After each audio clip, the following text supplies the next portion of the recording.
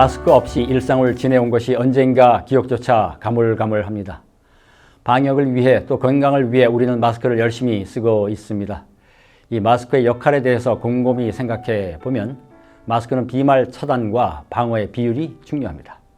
그런데 이것만 생각한 나머지 섬유가 너무 빽빽히 채워져 있다면 우리는 코로나 종식 이전에 질식하거나 호흡 곤란을 겪을 수도 있었겠죠. 그러나 우리가 쓰는 마스크는 바이러스를 막으면서도 숨을 쉬도록 뚫려 있습니다. 즉 막혀 있으면서도 뚫려 있고 닫혀 있으면서도 열려 있습니다. 우리 몸도 이미 이렇게 생겼습니다. 우리 몸의 구조 역시 이토록 오묘한 역설을 구체적으로 보여주는데요. 우선 눈을 먼저 살펴보면 사람의 눈은 생물학적 해부도로 봤을 때는 속이 꽉 차 있습니다. 그리고 그렇게 빈틈없는 눈이 무언가를 보게 되면 꽉 찬 속을 관통해서 망막에 상을 맺어줍니다. 차 있긴 하지만 빛이 통과할수록 비어있기 때문에 망막에 상이 맺히고 무언가를 볼 수 있는 건데요.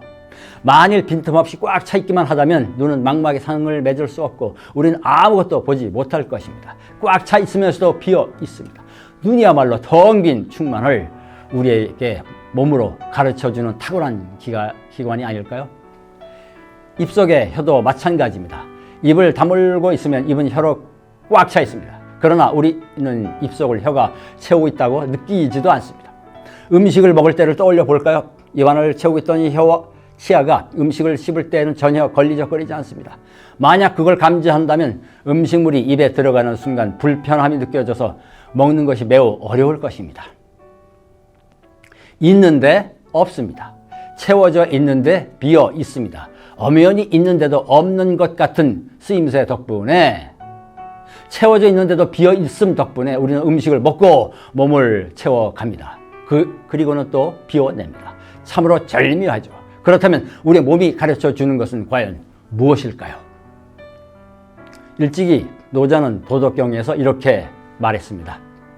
30개의 바퀴살이 모여 한 개의 바퀴통을 만들지만 수레를 움직이는 것은 가운데의 빈 구멍, 흙을 이겨 그릇을 만들지만 그릇을 쓸모 있게 하는 것은 그릇 속의 빈 곳. 그러므로 있음의 이로움은 없음의 쓰임에 있는 것. 수레바퀴는 바퀴살이 복잡하게 엮여져 있지만 가운데 있는 빈 구멍 덕분에 부드럽게 굴러갑니다. 그릇은 비어있지만 음식을 담음으로써 그 기능을 합니다. 우리가 살고 있는 방도 마찬가지입니다. 바닥을 다지고 기둥을 세워 벽을 쌓은 후 천장을 얹고 다시 문과 창을 내어 안팎을 오가니 원래 텅 비었던 공간 덕분에 방으로서의 역할을 하게 됩니다. 여기서의 핵심은 비움에 있습니다. 비어있음이 그 본질을 채웁니다. 즉 비움이 채움입니다. 노자는 이를 있음의 이로움은 없음의 쓰임에 있는 것이라는 말로 마무리해 줍니다. 없음이 쓰인다는 것인데요. 없음이 엄연히 있을 뿐 아니라 그렇게 쓰임으로써 있음이 비로소 역할을 하게 만든다는 것이죠. 없음이 있음의 결정적인 핵심이라는 것입니다. 사실 이런 식으로 보면 우주가 운행되는 물리도 그러하고 그 안에서 생겨났다가 사라지는 생명체의 생리도 그러합니다. 사람 마음이 움직이는 꼴인 심리도 그러하며 결국 삼라만상의 원리가 그러합니다. 이토록 몸이 살아가고 움직이는 꼴이 그러하다면 이것이 우리 삶에 대해서 가르치는 바는 실로 적지 않을 것입니다. 있는 것만이 능사가 아니고 채우는 것만이 대수가 아니라는 것이죠.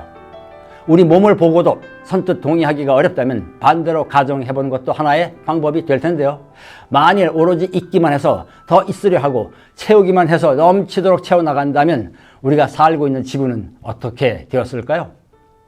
만일 그랬다면 지구는 우리가 태어나기도 전에 이미 엄청난 쓰레기 더미가 되었을 것이고 태어나는 것 자체가 저주일 수밖에 없었을 것입니다. 그러나 지구도 스스로 없애고 비우는 자정작용을 해왔기 때문에 그나마 우리가 태어나서 이렇게 살고 있기도 하죠. 지금 우리가 생태 위기에 대해서 지구적 차원에서 걱정하고 대책을 세우고는 있지만 근본적으로는 우리 터도 우리 삶의 마땅한 꼴이 없음의 쓰임이라고 가르쳐 줍니다. 지금 우리에게 없는 것이 그저 없기만 한 것이 아니라 어떤 있음이 필요하고 어떤 있음을 버려야 하는지를 일깨워 주는데요. 가장 중요한 것은 우리가 이렇게 살아있는 것 자체가 없음에서 왔고 없음으로 돌아갈 그런 있음이라는 것입니다. 없음에 둘러싸인 있음이죠. 있기만 한 있음이 아니라는 것입니다. 이를 깨달으면 눈앞에 보이는 것이 전부가 아닌 있으면서도 없음으로써의 넉넉함을 누리게 될 것입니다.